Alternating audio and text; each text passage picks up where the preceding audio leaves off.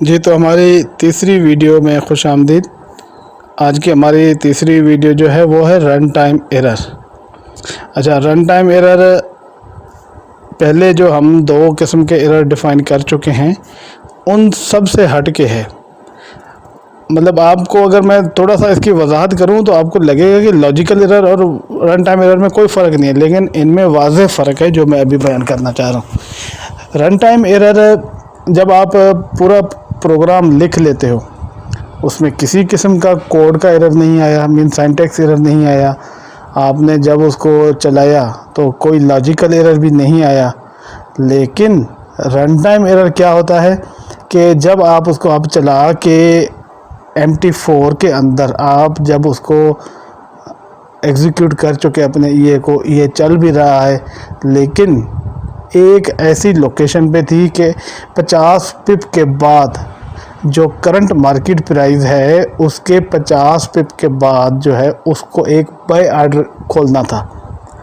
लेकिन जब 50 पिप पूरे हुए, मार्केट उस जगह पे पहुंची, आपके कोड्स ने जो है एग्जीक्यूशन ऑर्डर भी दिया कि इस जगह पे बाय का ऑर्डर खोल दो, लेकिन आपने जब MT4 में देखा तो ऑर्डर तो खुला ही कोई नहीं। आप जब लॉग्स में गए तो वहाँ पे आपने देखा होगा, जब आप MT4 के अंदर ये वाली मैं जगह आपको दिखा रहा हूँ इसमें स्क्रीन पे भी, यहाँ पे जब आप आएंगे तो वहाँ पे एरर का एक कोड लिखा होता है। आप देखें, error code 130, error code 336, error code 170, mean के एक ऐसा कोड जो उसके साथ एक एरर का कोड भी लिखा होता है, नंबर भी लिखा होता है कि ये एरर नंबर फ़िलहाल है।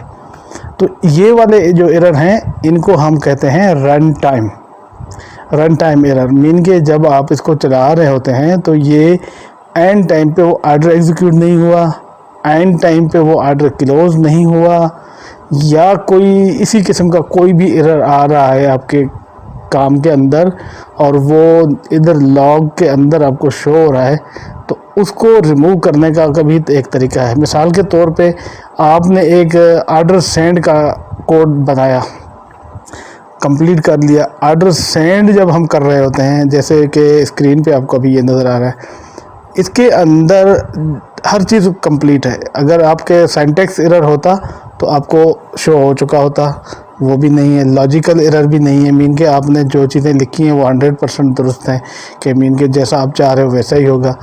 लेकिन जब इसको आपने MT4 पे चलाया तो वो एग्जीक्यूट नहीं हुआ।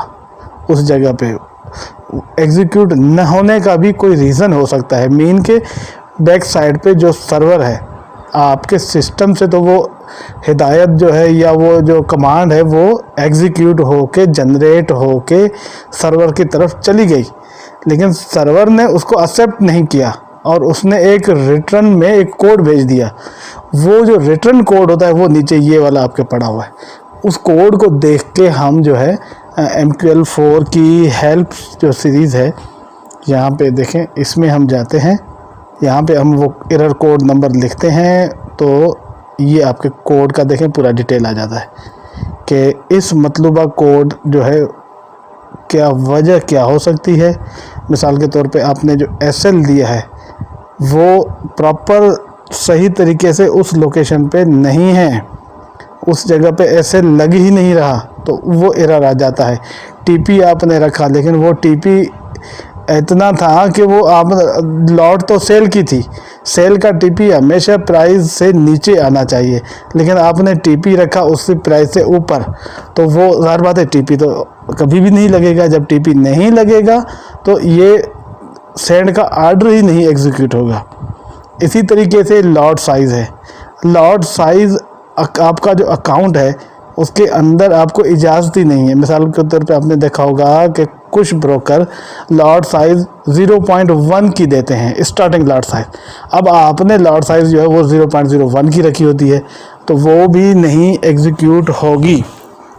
और ऐसे ही आपने जो पिप गैप दिया हुआ है वो भी यही एरर जनरेट कर सकता है।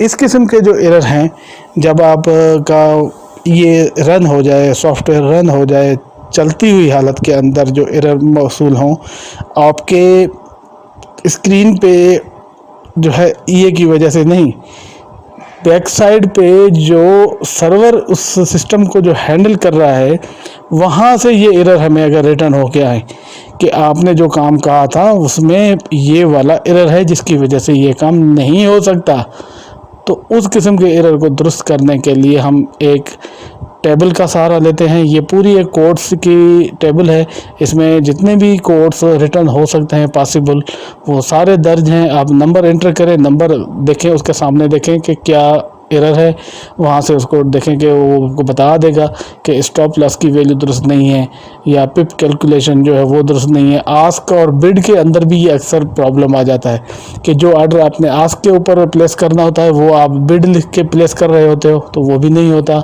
तो इस किस्म के एरर्स को रन टाइम एरर कहा जाता है।